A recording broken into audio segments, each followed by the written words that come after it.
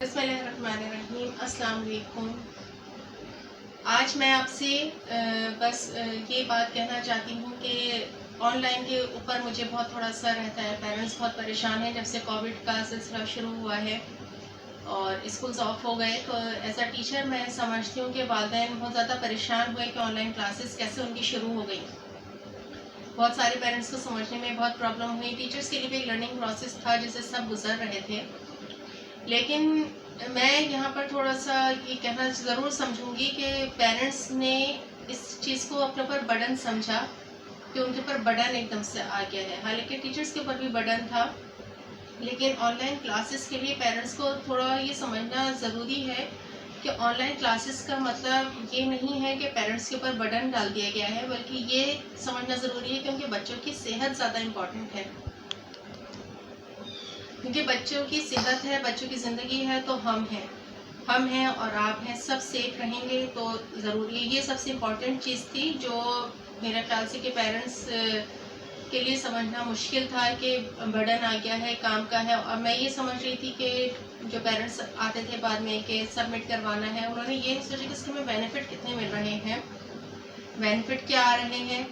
कि आपका सबसे पहली बात, आपके बच्चे की सेहत सेफ है, आप बिल्कुल सेफ साइड पर हैं, आपका बच्चा आपके घर में है, आपकी आंखों के सामने है।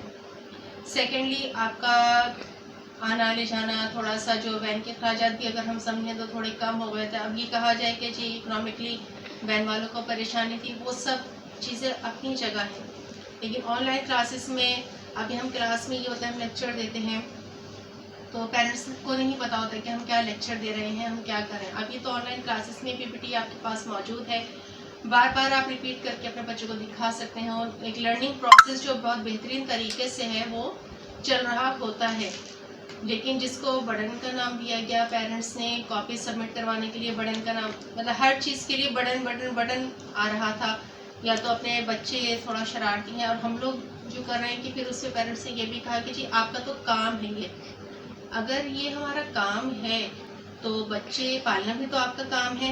अपने बच्चों को कहते हैं माँ बाप की गोद से बेहतर तो दर्स का कोई भी नहीं होती है। स्कूल में तो आप तालीम के लिए भेजते हैं, लेकिन तरबियत तो घर का हिस्सा है।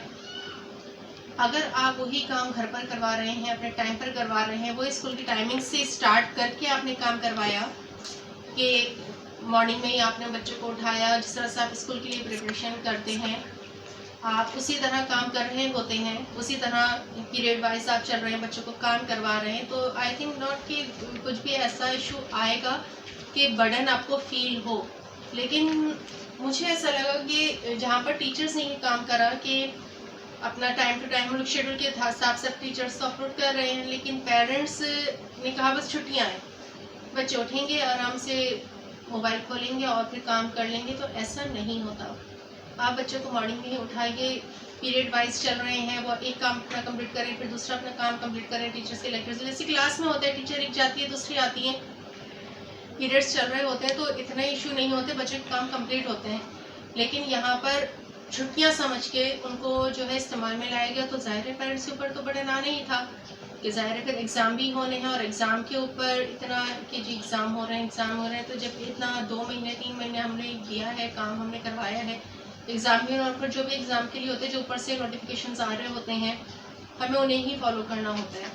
तो आई थिंक नॉट कि आप ऑनलाइन क्लासेस का बर्डन है, बल्कि आप ये सोचें कि आपका बच्चा आपकी आंखों के सामने है, आपके घर में है, सेफ है।